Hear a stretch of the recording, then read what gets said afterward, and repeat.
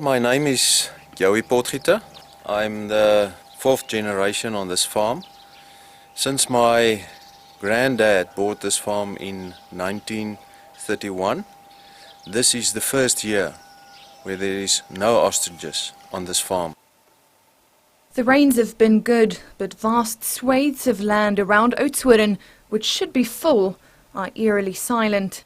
Around about 3,400 birds has been slaughtered out within a week's time, and after that this farm feels like a cemetery.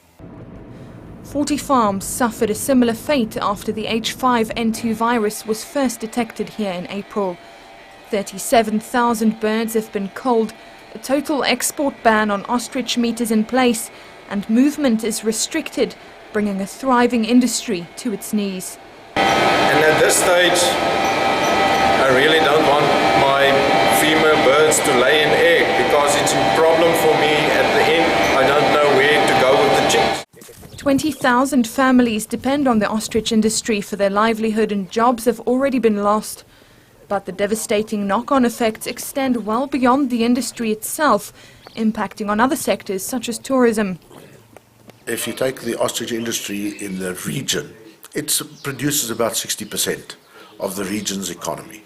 But if I go into a certain structure or a certain area in that region, we go up to about 90%. So if 90% of the economy is under risk, that's a huge problem. That's a huge problem. And if we can replace that in a 2 or 3 year time, we might be able to replace about 40 or 50% of it. But we're not going to replace the 90%. And that is a huge problem. Although the export ban only applies to meat, it has in recent years outgrown the market for feathers and leather and now constitutes 62% of the income derived from the birds.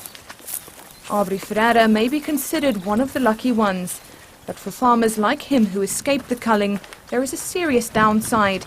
They did not receive any compensation, and birds have to be kept and fed beyond slaughtering age. I don't know when we will be able to sell them or slaughter them, and if there will be a market. The eating and the costs are running higher and higher. Yeah, you worry. You don't know what's going to happen next. When are the next farm going to be to break out the next avian, and how long will it take again to slaughter? So you worry, yeah. But it doesn't help to worry. You must just go on every day. If you worry, then everything will stand still, and that you can't afford. Despite testing negative for the virus 7 times, Aubrey's business remains paralysed. But even if exports resume in February, Klein Karoo says it may take up to 8 years for the industry to recover. The Ostrich Business Chamber warns if or when that happens, the industry will look very different.